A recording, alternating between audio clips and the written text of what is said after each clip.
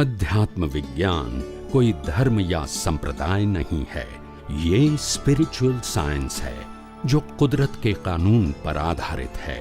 ये विज्ञान पूरे ब्रह्मांड के सभी रहस्यों को उजागर करता है और जीवन के सभी पहलुओं को समझने के लिए एक नई दृष्टि देता है।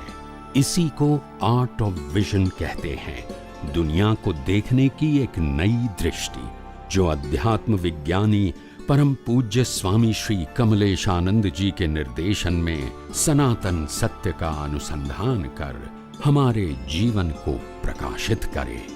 जय सच्चिदानंद। सोच ही सही नहीं है, फिर पुरुषार्थ सही कैसे होगा, फिर फल सही कैसे होगा। मिस्टेक ही बिगिनिंग में है। हमारे पास विजन ही करेक्ट नहीं है। क्या नहीं है? विजन ही करेक्ट नहीं है तो फल आएगा कहां से?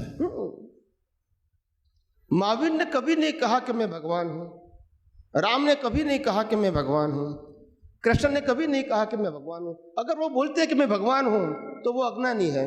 बराबर। अगर शरीर को भगवान कहेगा वो ज्ञानी हो सकता है? नहीं। कोई भी व्यक्ति अगर शरीर को भगवान कहेगा तो वो ज्ञानी हो सकता है? नहीं।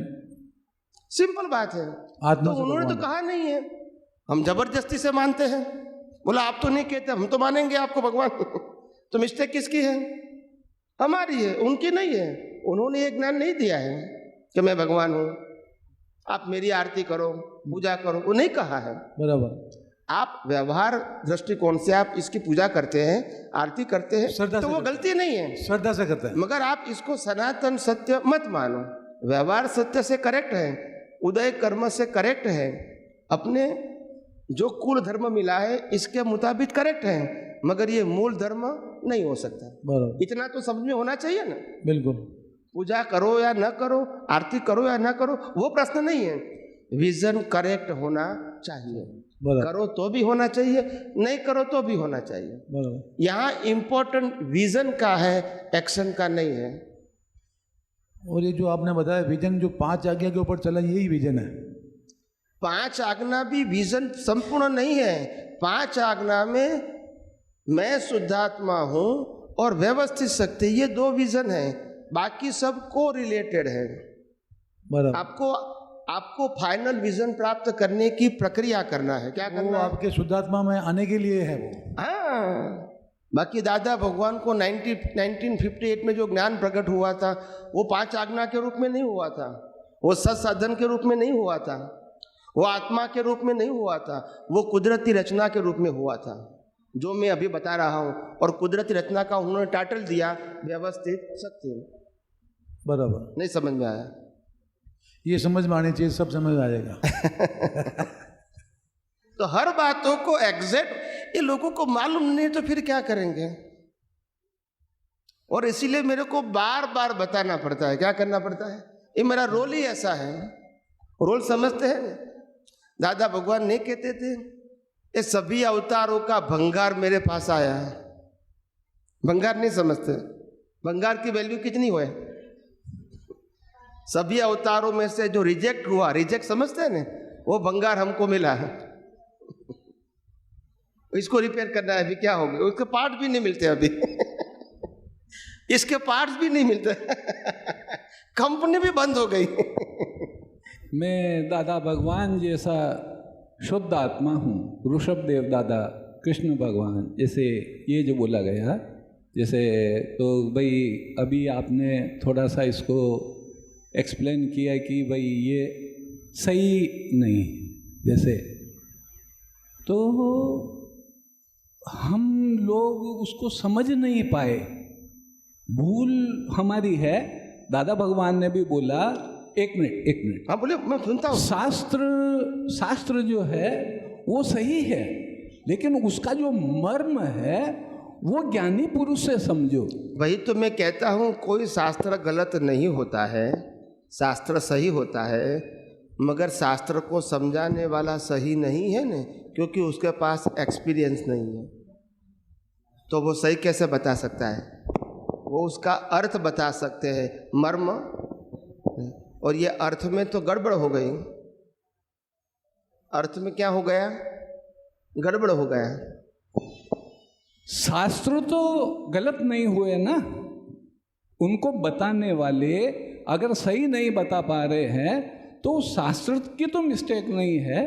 तो ऐसे ही ये जो विधि में दिया गया है कि भाई मैं ऐसा हूँ, मैं ऐसा हूँ, हमने उनको शारीरिक दृष्टि से देखा तो हम गलत हुए, लेकिन उनका मर्म तो हम नहीं पकड़ पाए, ये हमारी मिस्टेक है। लेकिन लाइन तो कमज़ोर नहीं है। तो अभी जैसे आपने समझाया, उनका मर्म समझाया, लेकिन वो लाइनें तो गलत नहीं है, हमारी गलती है, हम उनका मर्म नहीं समझ पाए, हमने शरीर पकड़ा।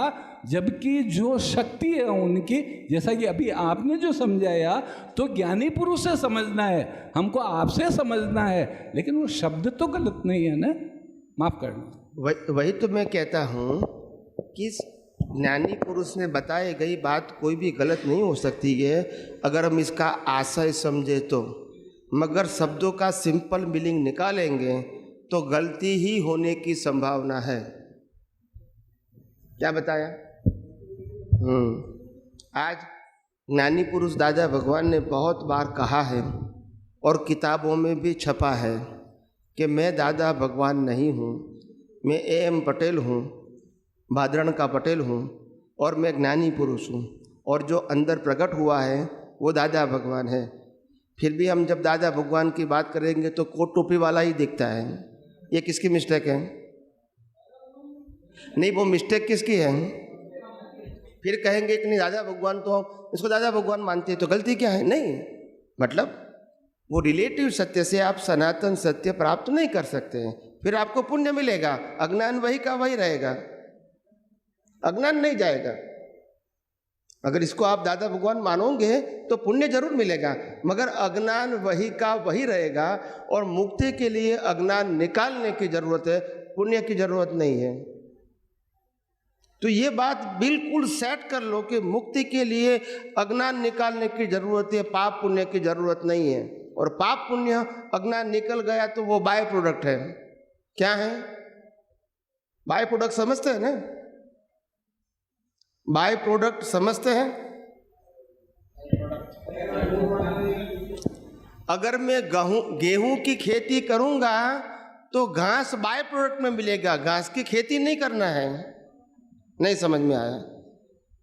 अगर मैं गेहूं की खेती करूंगा तो घास बाय प्रोडक्ट में मिलेगा, मगर मैं घास की खेती करूंगा तो गेहूं नहीं मिलेगा। बोलते नहीं है। तो मैं मोक्ष के मार्ग के लिए लायक और सहायक संजोगों की भावना करूंगा तो उसके मुताबिक अच्छा संसार मिलना वो तो बाय प्रोडक्ट है, मेन प्रोडक्ट नहीं है। मगर मैं संसार को अच्छा मांगूंगा तो मुक्ति नहीं मिलेगी। तो ये बात समझने की जरूरत है। जय सच्चिदानंद। असंख्य जीवात्मा जो मोक्ष का भाव रखती है, असंख्य जीवात्मा जो मोक्ष का लक्ष्य या भाव रखती है, तो उसमें उसके लिए ज्ञान और अज्ञान वो किसे कहा जाएगा, और उसके लिए प्रैक्टिकल या रिसर्च क्या कहा जाएगा। और प्रैक्टिकल के लिए प्रैक्टिकल ही चाहिए, ये जरूरी है समझने के लिए, और उसको समझाने वाला प्रैक्टिकल होना चाहिए, तभी मोक्ष मिलेगा। बराबर है। इसका थोड़ा मुझे कंफ्यूजन पूरी। आज कोई तीर्थंकर केवल ज्ञानी विद्यमान नहीं है तो कोई केवल ज्ञानी नहीं हो सकता है। क्या बताया? कोई केवल ज्ञानी या तीर्थंकर आज विद्यमान नहीं है इस क्षेत्र में, इसीलिए इस क्षेत्र में किसी को केवल ज्ञान नहीं होता है। ये पहला आंसर। जब तीर्थंकर या केवल ज्ञानी विद्यमान होते हैं तो केवल ज्ञान भी विद्यमान होता है और केवल ज्ञान प्राप्त करने का मार्ग भी विद्यमान होता है। यानी एग्जाम्पल हुआ, क्या हुआ? वो एग्जाम्पल है तभी पॉसिबल है। दूसरी बात, अगर कोई केवल ज्ञानी नहीं है तो उसका मतलब ये नहीं है कि मुक्ति नहीं हो सकती है। मुक्ति के मार्ग में आगे बढ़ सकते हैं, मगर जैसा अनुभवी ज्ञानी है उसके मुताबिक हम आगे बढ़ सकते हैं, मगर अल्टीमेट एक्सपीरियंस के लिए फिर एग्जाम्पल चाहिए। नहीं, उसको उसको रिसर्च कहेंगे या प्रैक्टिकल कहेंगे? मतलब समझा नहीं मैं। उसको रिसर्च कहेंगे या प्रैक्टिकल कहेंगे? दोनों, रिसर्च भी है और प्रैक्टिकल भी है। बिना रिसर्च तो हमको मिलेगा नहीं और बिना प्रैक्टिकल रिसर्च नहीं होगा। नहीं, मेरे कहने का मतलब जैसे केवल ज्ञानी महावीर स्वामी भी हुए और उनके निश्रय में कितने जीवात्मा दीक्षा हुए, या समझिए कि उन्होंने उनका स्मरण किया, लेकिन उसमें से मोक्ष जो गए, इसमें से मोक्ष जो उनके सानिध्य में जो मोक्ष गए, तो वो प्रैक्टिकल के रूप में गए, बाकी के क्यों नहीं गए? यानी अज्ञान क्या था और ज्ञान क्या है मोक्ष में? इसीलिए एग्जाम्पल सामने होगा तो एग्जाम्पल के रूप हम हो सकते हैं, सब हो सकते हैं, ये क्वेश्चन नहीं है। एक व्यक्ति हमारा टीचर साइंस में गोल्ड मेडलिस्ट है तो हम भी साइंस में गोल्ड मेडलिस्ट बन सकते हैं, मगर सभी विद्यार्थी जिसको वो पढ़ाते हैं वो गोल्ड मेडलिस्ट नहीं बन सकते हैं, मगर कोई बन सकते हैं क्योंकि एग्जाम्पल है।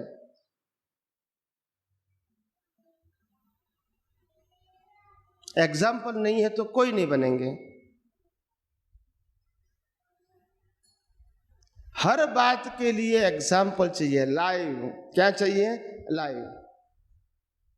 बिना एग्जाम्पल उसको लाइव नहीं बोलेंगे, थियरी बोलेंगे। मगर थियरी से मतलब क्या होगा जब एग्जाम्पल ही नहीं है? तो आप देखो, जब तीर्थंकर केवल ज्ञान और सतयुग होता है तो किताब और क्रिया की वैल्यू नहीं होती है। जब तीर्थंकर केवल ज्ञान और सतयुग नहीं होता है तो किताब और क्रिया की वैल्यू होती है। आप समझो, ब्रॉड विजन से समझो क्यों ऐसा होता है। एग्जाम्पल नहीं है। बात तो उनके ही करेंगे, मगर करने वाले कौन है? बिन अनुभवी। तो फिर क्या होगा? बात वही हो गई ना। बिन अनुभवी का मतलब क्या हुआ? किताबों की बात। और किताबों का मतलब क्या हुआ? मैंने जो समझा वो आपको बताऊंगा ना। किताबों में जो लिखा है उसको मैंने क्या समझा वही आपको बताऊंगा ना, क्योंकि मेरे पास तो अनुभव है ही नहीं। तो फिर वही बात आ गई, व्यू पॉइंट। क्या आया? View point. अनुभव होगा, इसको प्रमाण बोलेंगे। बिना अनुभव प्रमाण नहीं बोल सकते हैं। बुद्धिशाली बोल सकते हैं, प्रमाण नहीं बोल सकते हैं बिना अनुभव। तो प्रमाण कब होता है? अनुभव से। बुद्धिशाली हो सकते हैं, और बुद्धिशाली का मतलब ही व्यू पॉइंट। नहीं, पर ऐसा कब हुआ है कि जब कोई मोक्ष गया है और वो उसको अनुभव हुआ है वही अनुभव करवा सकता है? ऐसा तो हुआ ही नहीं है। जिसको केवल ज्ञान हुआ है वो ही केवल ज्ञान का एग्जैक्ट रास्ता अपने अनुभव प्रमाण से, शब्दों के माध्यम से बता सकते हैं और आपके सभी प्रश्नों का उत्तर दे भी सकते हैं, क्योंकि उसको खुद को अनुभव है। मेरे को अनुभव नहीं है, मगर मोक्ष क्या है वो मैंने किताब में पढ़ा है। अभी आप मेरे को प्रश्न करोगे कि मोक्ष कैसे होगा, तो जो किताब में लिखा है वो मैं आपको बताऊंगा। काउंटर क्वेश्चन करोगे तो मैं यही कहूँगा कि किताब में लिखा है, और आगे मैं नहीं बोल सकता हूँ क्योंकि अनुभव नहीं है। और जब महावीर बात करेंगे तो ये नहीं कहेगा किताब में लिखा है, किताब में लिखा है, किताब में लिखा है, वो नहीं बोलेगा। नहीं तो इसको क्या समझे, रिसर्च या प्रैक्टिकल? बिन अनुभवी के पास रिसर्च भी नहीं है, प्रैक्टिकल भी नहीं है, थियोरिटिकल है। थीसिस ओनली फॉर करते जाओ, करते जाओ, करते जाओ, करते जाओ। एक दिन थक जाओगे, फिर ढूंढोगे कि कोई अनुभवी है। आदमी थकता है न तो ढूंढता है, जब थकेगा नहीं तो प्रयास करते रहो, फिर थक जाएगा। इतना सारा प्रयास किया, कुछ भी अनुभव नहीं हुआ, मतलब कहीं तो हमारी मिस्टेक है ना। फिर वो सोचेगा कि कोई अगर अनुभवी मिल जाए तो मेरे को सही रास्ता मिले। अभी तो बहुत मिले, मगर कोई नहीं कहता है कि मेरे को अनुभव है, क्योंकि शास्त्रों में लिखा है। वो मैं आपको एक्सप्लेन करता हूँ। तो उनको जब बता, जो हमको एक्सप्लेन कर रहा है, ज्ञान दे रहा है, वो खुद कहता है कि मेरे को अनुभव नहीं है, तो उनके पास से हमको अनुभव की अपेक्षा कैसे रख सकते हैं? पॉसिबल ही नहीं है। फिर कहते हैं कि अनुभव नहीं होगा, तो नहीं होगा ना। जब बताने वाले को अनुभव नहीं है, जब बताने वाले को अनुभव है और आपको बताएगा, तो 100 में से 2 व्यक्ति भी हो सकता है इसको अनुभव हो सकता है, भले 98 को नहीं हो गया, मगर अनुभवी ही नहीं है तो हजारों में से 1 को भी नहीं होगा। तो ये सिंपल प्रिंसिपल है, अनुभवी होना चाहिए। कोई भी फील्ड में सक्सेस होने के लिए अनुभवी पुरुष होगा, तभी आपको सही गाइडेंस मिलेगा, नहीं तो अप्रोक्सीमेट मिलेगा। क्या मिलेगा? अप्रोक्सीमेट। और इसमें आप खुद कंफ्यूज हो जाओगे।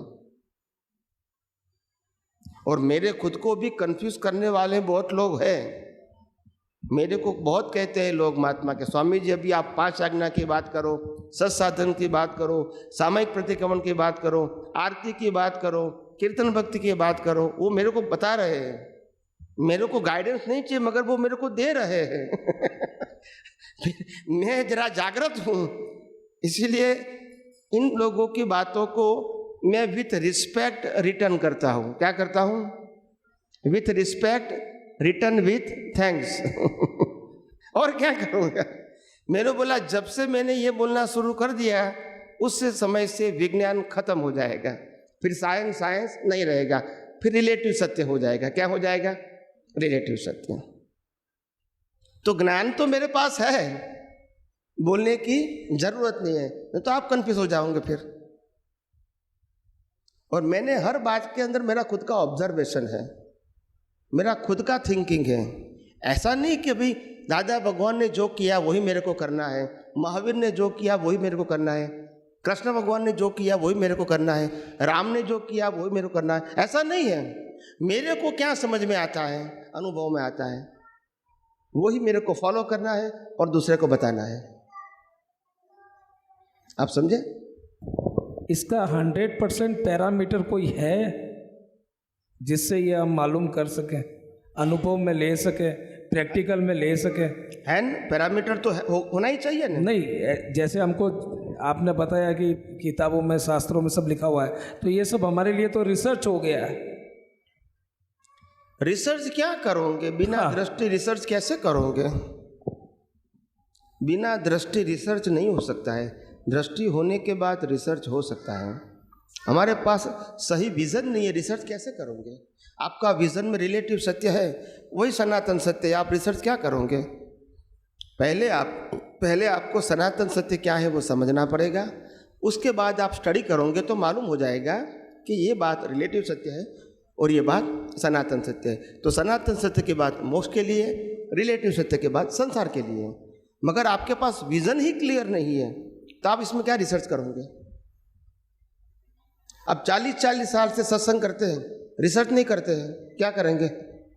वही बात बताते हैं कथा जैसा। 5 साल की उम्र में वही रामायण सुनी और 95 में वही रामायण सुनी और वही बताता हूं, तो इसमें रिसर्च क्या है? वही मैकेनिकल प्रोसेस। क्या हुई? Mechanical process. सही प्रैक्टिकल क्या हुआ?